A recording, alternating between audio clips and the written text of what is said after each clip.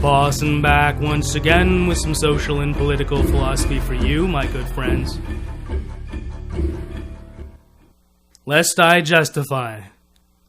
Better to arise and stride in the cold than to let hair fall into eyes and lie in a place that is warm and fantasize? I hope. Better to arise and stride in the cold than to let hair fall into eyes and lie in a place that is warm and fantasize? I hope.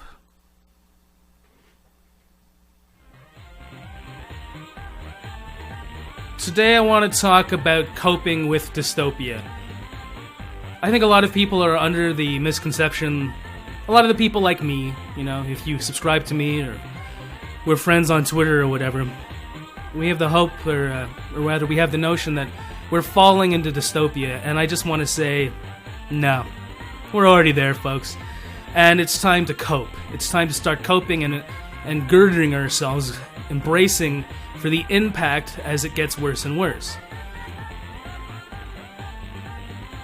We're not just around the last few rings around the drain right now. We've gone down the drain. Now, if you're like the millennials, most of them, many of them, maybe you're like, it's not a drain, man. It's a cool water slide. Let's go for the ride.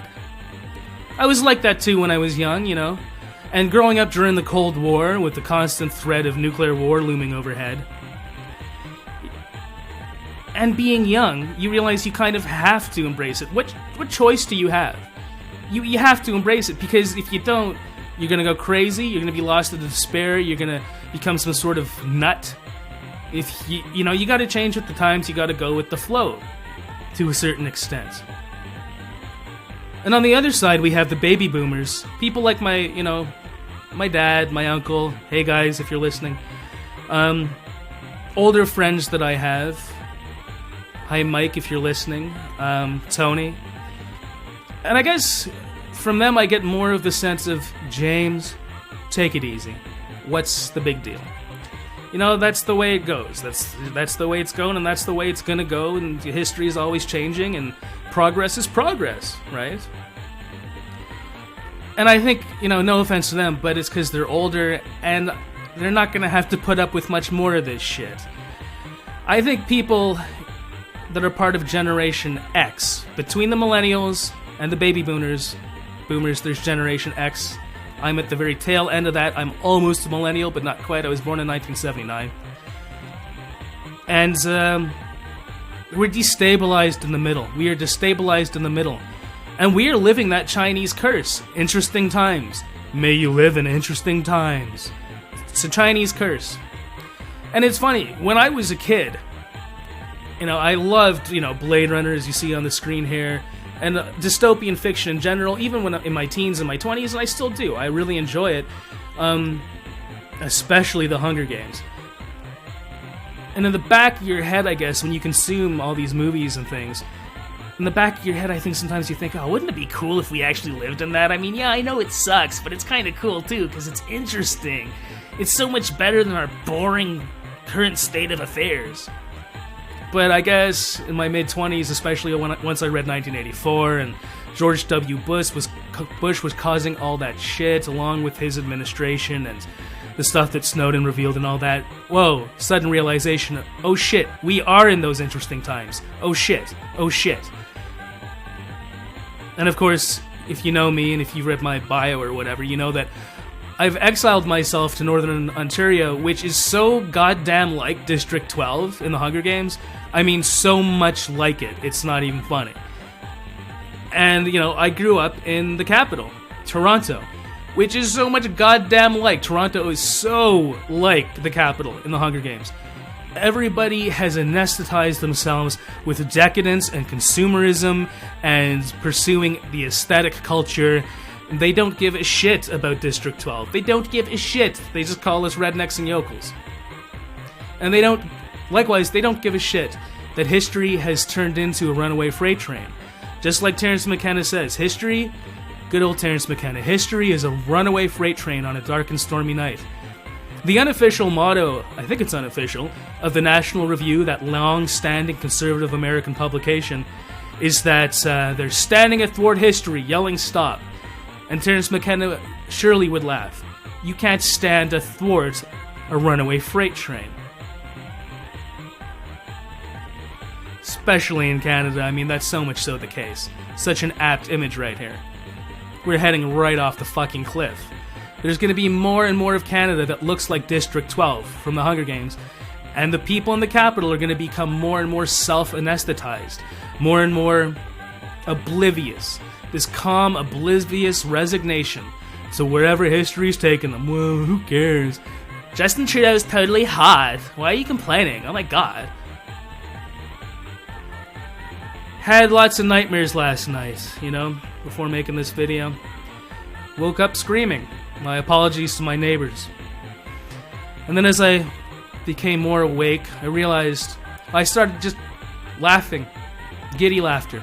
And I realized, no, it's time to just not embrace and not fully relax and ride it like the millennials and not fully be kind of apathetic like the baby boomers. But it's time to cope. It's time to really just come to terms with it and cope with it. We're in a dystopia right now, okay? And if you watch my videos, maybe you'll recognize that thumbnail. I've been talking about how we are in a dystopia for some time, or heading towards one. But no, in this video, I'm making it official that my stance is that we are already in the dystopia. We are already in the world of the Hunger Games, okay? In that world, we certainly are. So, what can we do about it?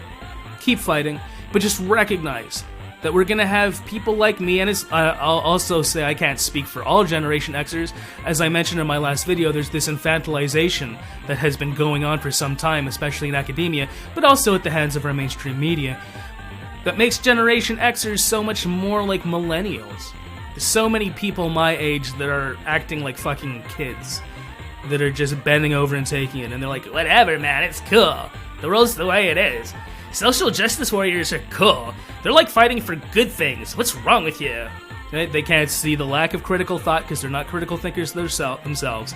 They can't see how the so-called progressive left is actually so aggressive and so deleterious, and it persecutes any dissenters, anybody who's remotely traditional, anybody who doesn't give a fuck about your preferred pronouns, anybody who isn't that cool about late-term abortions.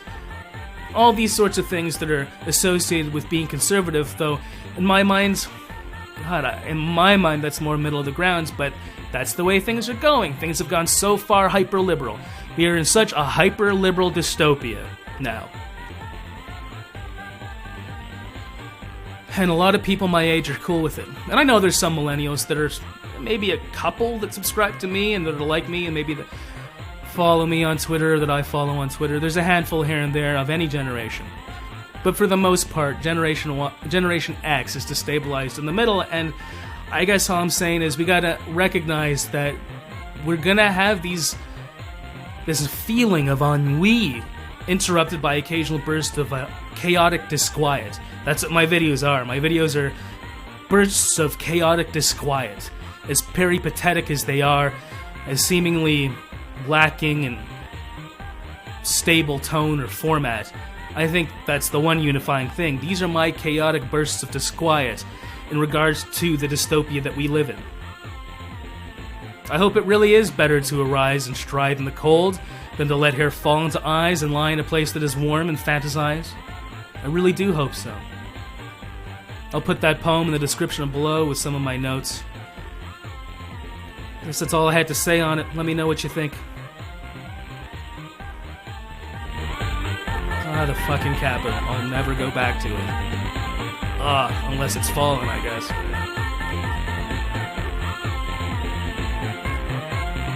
Thanks for clicking and watching. Bye-bye.